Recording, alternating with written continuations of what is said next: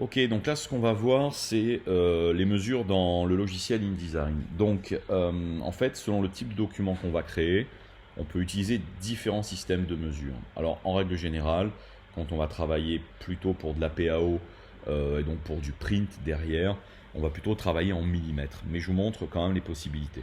Quand on fait un nouveau document, ici, fichier nouveau document, en fonction du type de document qu'on va vouloir réaliser, les unités seront déjà calibrées. À savoir, si vous voulez faire un document pour le print, vous voyez qu'ici on va être en millimètres.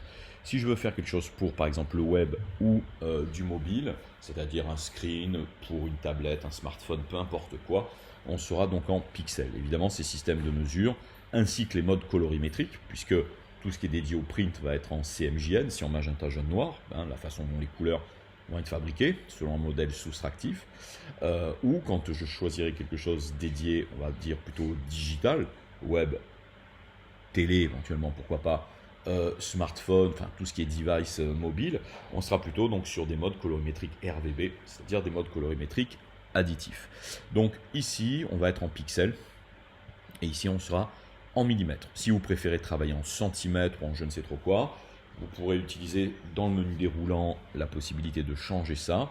Et si vous l'avez oublié, en cours de travail, vous pourrez le faire en allant dans les préférences. En règle générale, dans les arts graphiques, on va utiliser plutôt des millimètres. Donc je valide ce truc. Voilà. Donc quand je fabrique un objet maintenant, vous voyez, soit je clique et je glisse et on a un petit curseur qui nous donne à peu près la taille du futur objet tracé. Quand je prends la flèche noire, par exemple, ici, je retrouve l'abscisse et l'ordonnée de cet objet, ainsi que sa largeur et sa hauteur en millimètres. Effectivement, ce sont ici les valeurs des bounding box et pas du tout de l'objet vectoriel, c'est-à-dire la largeur et la hauteur de la boîte vectorielle dans laquelle les objets sont inscrits. Donc l'abscisse et l'ordonnée pareil, vous pouvez choisir quel point de référence vous allez choisir par rapport à un 0, 0 qui est bien le point supérieur au gauche de notre page. Quand on fait apparaître des règles ou des repères qui sont ici, pareil, par clic droit, je peux changer à l'intérieur de ces repères les unités, millimètres, centimètres, etc., etc. Et si vous avez oublié, vous pouvez aller dans le menu préférences ici et vous allez directement dans unité et incrément pour pouvoir changer la totalité du système métrique de votre document si vous le souhaitez.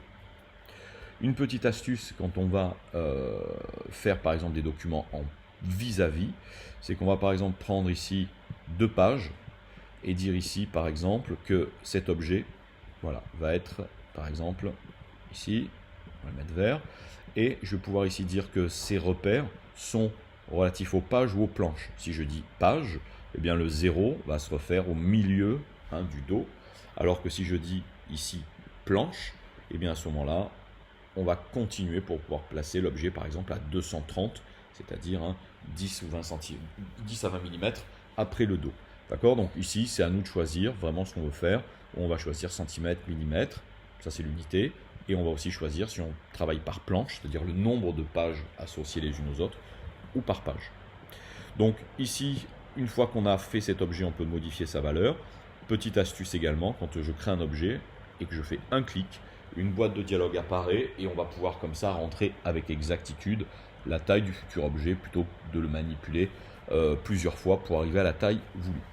Donc ça nous permet, lorsqu'on crée quelque chose avec précision, par exemple dans une mise en page modulaire avec des unités élémentaires, je pense notamment à la presse ou à de l'édition graphique ou industrielle, eh bien les objets vont avoir des tailles définies et des emplacements définis, surtout en presse, j'insiste sur ça, où les images et les blocs de texte vont être paramétrés par rapport à une grille de documents qui va être fabriquée en amont par rapport au format, à l'empagement, aux objets de taille élémentaire qui vont tous être dimensionnés par multiples. Donc c'est pour ça qu'ici, comme le nom l'indique également sur la fiche métier, on est bien sur un travail de maquettiste PAO et pas du coup de graphisme ici, où on va plutôt travailler en exé pour fabriquer les documents les plus propres et les plus cohérents possibles.